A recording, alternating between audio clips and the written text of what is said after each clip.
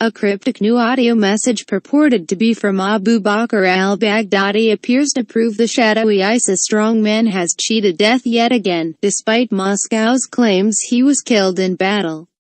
Trending articles: Twitter uncovers $274,000 in ad spending by Russian.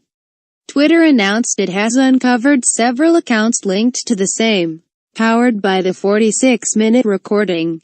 Released by al-Furqan news organization, was the first time the world has heard from the jihadist leaders since November 2016, when the last speech was released.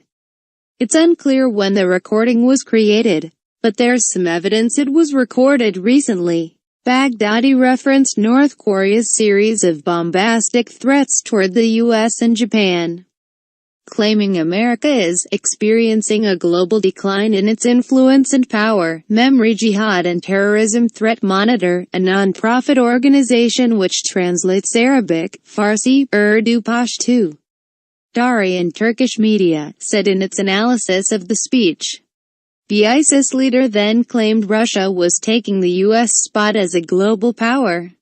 For the majority of the speech, he attempted to appeal to ISIS supporters worldwide. O soldiers of Islam and Caliphate supporters everywhere, intensify the successive attacks, and include the unbelievers' media headquarters and the ideological war centers among your targets, a voice believed to be of al-Baghdadi said. Continue your jihad and blessed operations, and do not let the crusaders and apostates enjoy a good life or a pleasant living in the middle of their countries while your brothers are experiencing bombardment, killing, and destruction, he continued.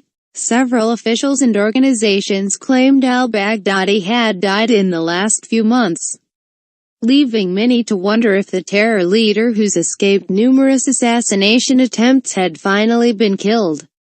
Russian officials in July said it was a high probability that the leader died in a Russian airstrike on the outskirts of Raqqa, Syria a month earlier.